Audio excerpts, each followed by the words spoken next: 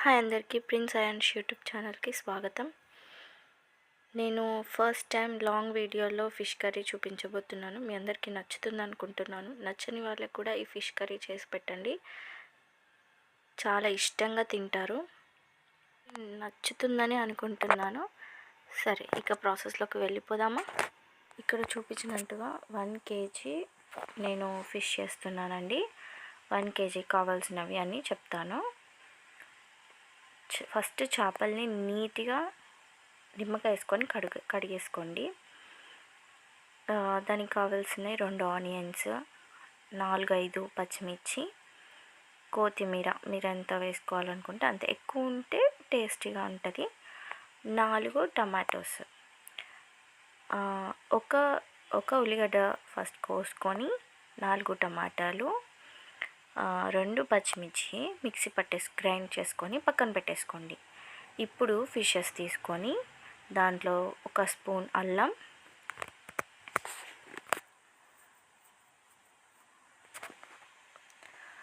చిటికెడు పసుపు,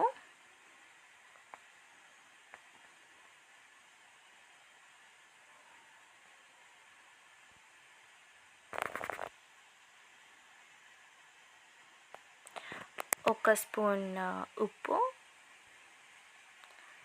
2 స్పూన్ల కారం. మీరు కారం ఎక్కువ తినాలి అనుకుంటే ఇంకో స్పూన్ కూడా వేసుకోవచ్చు. నేను 2 స్పూన్స్ వేసాను. మళ్ళీ పులుసు పెట్టాక మళ్ళీ వేసుకుంటాం కాబట్టి ఇప్పుడు 2 స్పూన్స్ వేసాను. ఇప్పుడు ధనియాల పొడి నేను మిక్సీ పట్టుకొని ఉంచుకున్నానండి, పక్కన పెట్టుకున్నాను. మీరు ఫ్రెష్గా వాటిని వేయించుకొని గ్రైండ్ చేసి వేస్తే ఇంకా టేస్టీగా ఉంటుంది. నేను మిక్సీ పట్టేసి పక్కన పెట్టేసుకున్నాను.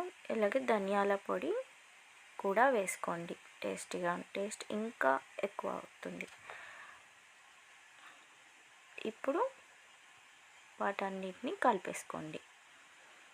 ముక్కకి మంచిగా పట్టేలాగా కలిపేటప్పుడు చూసుకోండి, ముళ్ళులు కుచ్చుకుంటాయి, జాగ్రత్తగా కలుపుకోండి. ఇలా నేను చూపించినట్టుగా కలిపేసుకున్నారు కదా. ఇప్పుడు నేను ఒక టిప్ చెప్తాను. నిమ్మకాయ పిండుకోండి, నీసు వాసన రాదు. నీసు వాసన ఉండకపోతేనే కూర మనకి తినాలి అనిపిస్తుంది. ఇలా నిమ్మకాయ ఒకటి పిండేసుకోండి.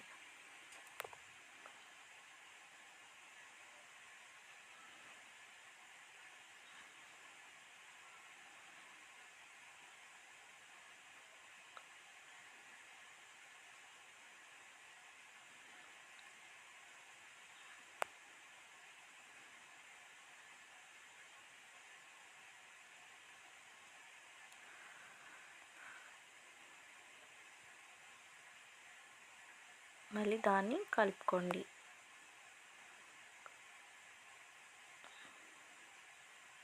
మంచిగా ముక్కకు పట్టేలాగా మంచిగా కలుపుకోండి. కలిపేసుకొని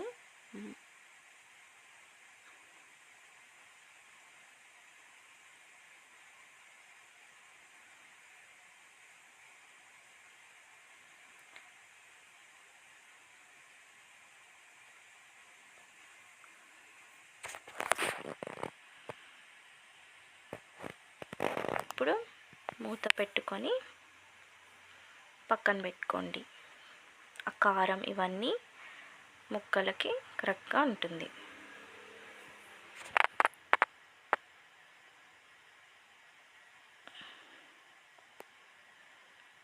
ఇప్పుడు గ్యాస్ వెలిగించుకొని వెడల్పు గిన్నె పెట్టుకోండి. ఫిషెస్కి సపరేట్గా ఉంటాయి, అవి తీసుకొని వాటిలోనే చేయండి. ఎందుకంటే ఫిషెస్ ముక్క విరగదు, వెలుగ్గా ఉంటే గిన్నె. నేను ఎప్పుడు ఫిష్ కర్రీ ఈ గిన్నెలోనే చేస్తానండి. ఇలాంటి గిన్నెలు తీసుకోండి, ఫిష్ కర్రీకి ఇలాంటివే సెట్ అవుతాయి. ఆయిల్ వేసుకోండి, అంటే అప్రాక్సిమేట్లీ నేను ఒక 3 పావులు పోసుకోండి. అలా ఆయిల్ ఎక్కువ ఉంటేనే ఫిష్ కర్రీకి టేస్ట్ వస్తుంది. బాగా ఆయిల్లో మంచిగా ఉడికి టేస్ట్నెస్ అనేది ఉంటుంది. ఇప్పుడు ఇంకో ఆనియన్ని కట్ చేసుకున్నాం కదా మనం. ఆనియన్స్, పచ్చిమిర్చి 3 పచ్చిమిర్చీలు, కొత్తిమీర, కరివేపాకు, ఫ్రెష్ కరివేపాకు వేసుకోండి. వేసుకొని కలిపేసుకోండి, మెల్లగా కలుపుకోండి.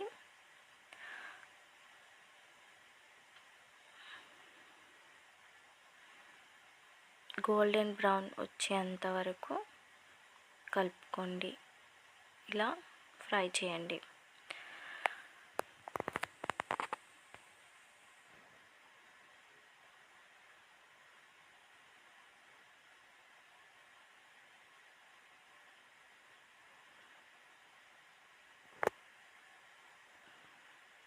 ఇప్పుడు చిటికెడు పసుపు, ఆల్రెడీ దాంట్లో పసుపు కొంచెం వేసాం కాబట్టి ఇప్పుడు దాన్ని బట్టి మీరు చూసుకొని వేసుకోండి. అలాగే మళ్ళీ అల్లం వేయాలి. చాలా ఈజీగా ఉంటుంది ఫిష్ కర్రీ. అనుకుంటాం అబ్బా ఫిష్ కర్రీయా అనుకుంటాం, కానీ ఇది అన్నిటికంటే చాలా ఈజీ. నేను చెప్పినట్టు ట్రై చేసి చూడండి, చాలా సింపుల్గా అనిపిస్తుంది, ఎవరికైనా నచ్చుతుంది.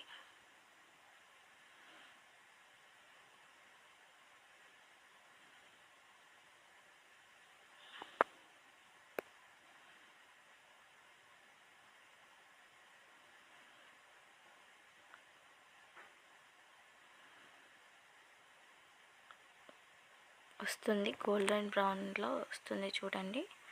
ఇలా ఫ్రై చేసుకోండి, అడుగంటకుండా కలుపుతూ ఉండండి. ఇప్పుడు మనం చేసుకున్న ప్యూరీ ఉంది కదా, అది దీంట్లో యాడ్ చేయాలి. ఇప్పుడు టమాటోస్ ఇలా ప్యూరీ చేసి వేస్తేనే మనకి చారు అనేది థిక్నెస్ ఉంటుంది, తినడానికి బాగుంటుంది. చాలామంది టమాటోస్ వేస్తారు, బట్ అప్పట్లో అలాగే వేసేవాళ్ళు. కానీ ఇప్పుడు మనకి మిక్సీ ఇవన్నీ వచ్చాయి కదా, మనం ఇలా వేస్తే ఇంకా టేస్ట్నెస్ అనేది బాగుంటుంది. థిక్నెస్ అనేది ఇంపార్టెంట్ కాబట్టి ఫిష్ కర్రీకి థిక్నెస్ రావడానికి ఇలా ప్యూరీ చేసి వేయాలి.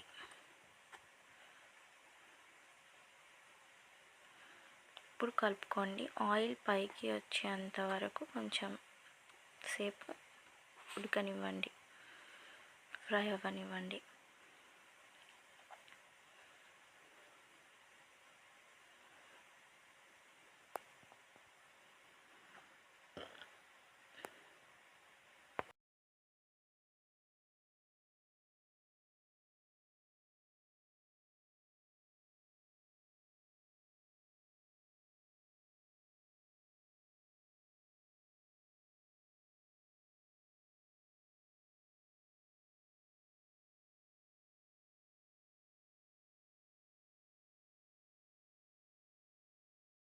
ఆయిల్ చూడండి ఇలా వస్తుంది కదా,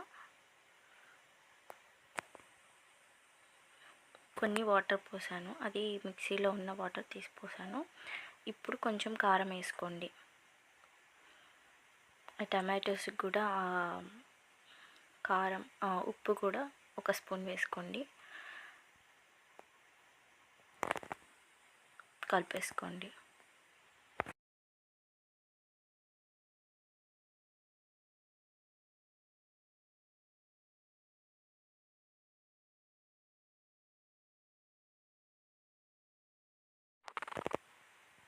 ఇలా ఆయిల్ పైకి రావాలి, బాగా ఉడకాలి, అప్పుడే ఆ పచ్చిదనం పోతుంది, మనకి టేస్ట్ వస్తుంది.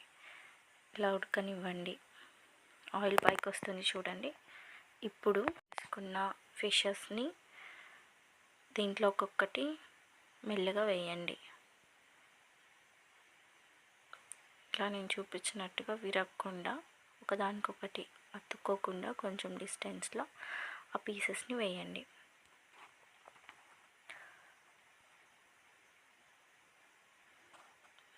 ముక్క మంచిగా పట్టేలాగా ఉడకనివ్వాలి. ఇలా పెట్టుకోండి, నేను ఎలా పెట్టుకున్నానో అలా పెట్టుకోండి.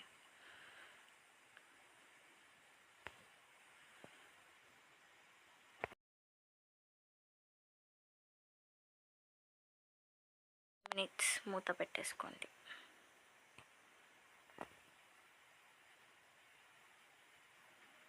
మళ్ళీ తీసి వాటిని ఇటువైపు తిప్పండి.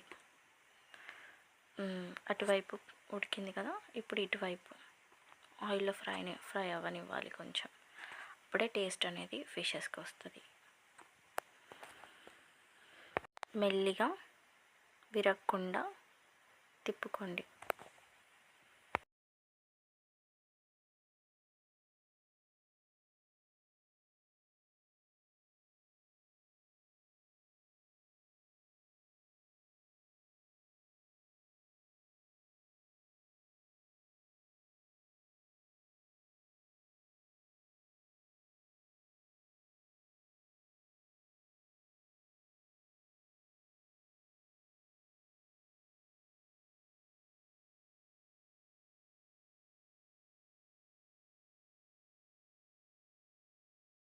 మళ్ళీ మూత ఓపెన్ చేసి చూసుకోండి.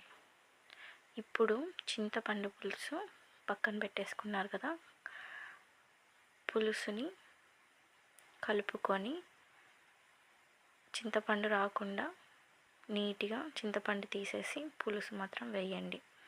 దానికి తగినంత వాటర్ వేయండి. మీకు ఎంత పులుసు కావాలో ఇప్పుడే డిసైడ్ అయ్యి పోసుకోండి. అది ముక్క ఆ పులుసులో బాగా ఉడికితే ఆ టేస్ట్ అనేది వస్తుంది మనకి. ఇప్పుడు మళ్ళీ ఉప్పు వేసుకొని మళ్ళీ కారం 1 స్పూన్ వేసుకొని, మీకు ఎంత కావాలంటే అంత కారం వేసుకోండి. సాల్ట్ కూడా ఇప్పుడు చూసుకొని వేసుకోండి. ఆ ముక్కలకి మీరు ఇప్పుడు వేసేదే మంచిగా పడుతుంది. అలాగే మళ్ళీ మూత పెట్టద్దు. మూత పెడితే మాత్రం విరిగిపోతాయి. మూత పెట్టకుండా హై ఫ్లేమ్లోనే ఉడికించుకోండి. ఇలా చూడండి ముక్క ఎంత బాగా ఉడికిపోయిందో. ఇలా ఉడకనివ్వండి. ఆయిల్ అంతా పైకి వచ్చేంత వరకు ఉడకనివ్వాలి. అప్పుడే మనకి ఉడికిందని తెలుస్తుంది. చారు మనకి ఎంత కావాలో అంత, మీరు ఎంత థిక్నెస్ కావాలి అనుకుంటే అంత ఉడకనిస్తే సరిపోతుంది. మేమైతే ఇలాగే తింటాము. ఇంత చారు సరిపోతుంది, ఇంత థిక్నెస్ సరిపోతుంది. మీకు ఎంత కావాలంటే అంత చేసుకొని పెట్టుకోండి. ఇప్పుడు చూడండి రెడీ అయిపోయింది. ఎంతో స్వీట్గా ఉంది కదా. మా నాన్నగారు వచ్చారు, టేస్ట్ చేసి ఎలా ఉందో చెప్తా అన్నారు. సో చెప్పండి నాన్న అన్నాను. సో చెప్తున్నారు, వినండి. ఆయన చాలా బాగుంది అని చెప్తున్నారు. చాలా బాగుంది, అన్నీ పర్ఫెక్ట్గా ఉన్నాయి అని చెప్తున్నారు. మీరు కూడా మీకు ఇష్టమైన వాళ్ళకి చేసి పెట్టండి, చాలా ఇష్టంగా తింటారు. Bye bye. Thank you.